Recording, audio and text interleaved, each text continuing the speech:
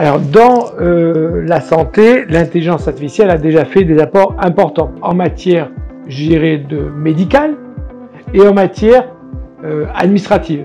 Par exemple, l'intelligence artificielle a permis de rédiger automatiquement des rapports, des ordonnances, etc., etc.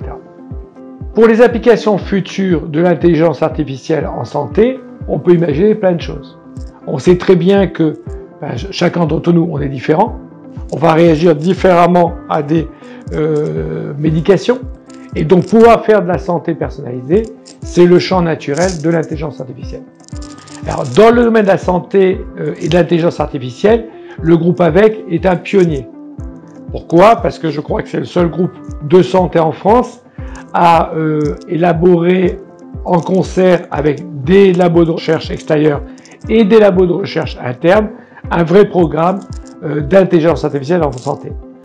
Je m'appelle Romain Farel, je suis docteur en sciences, donc j'ai rejoint le groupe AVEC en 2020 pour m'occuper de programme data intelligence qui a pour l'objectif de générer la valeur ajoutée à partir des données. Le groupe AVEC a massivement investi dans la transformation numérique qui est un levier très important pour un opérateur de santé. La ligne de conduite, c'est l'usage. Je fais partie des gens qui croient à l'innovation par les usages. Je crois également que c'est le seul groupe en France de santé à employer plus de 100 chercheurs, développeurs, programmeurs, médecins pour mettre en œuvre les méthodes, les modèles de l'intelligence artificielle dans la santé. Dans l'équipe, nous sommes des chercheurs et des ingénieurs et nous avons cette chance inouïe de pouvoir être en contact direct avec les praticiens, les médecins, aussi les directeurs de cliniques, les directeurs d'opérations.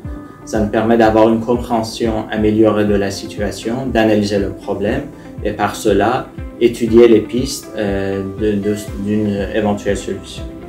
Pour la première année, nous avons décidé de se focaliser sur le texte. Donc le texte médical, il s'agit de tous les éléments qui sont produits tout au long de parcours patient. Nous avons commencé par un tout premier projet qu'on a appelé DIMIA.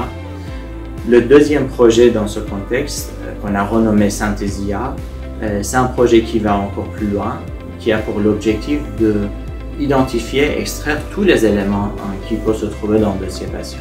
Il suffit d'avoir affaire avec un dossier patient suite à une hospitalisation pour se rendre compte de sa complexité.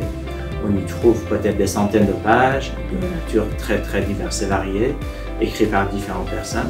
Nous cherchons à générer de manière synthétique les résumés. Nous cherchons à identifier, labelliser, extraire les éléments pour pouvoir faire de l'analyse derrière.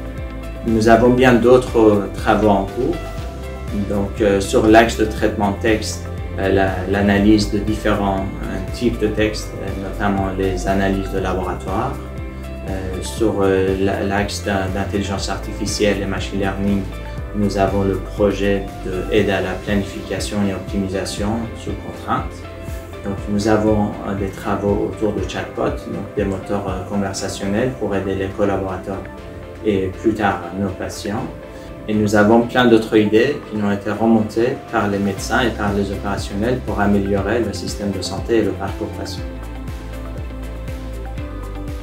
Le groupe AVEC espère des effets, des retours très importants de ces investissants en santé, parce que nous pensons que la santé demain sera une santé assistée par l'intelligence artificielle.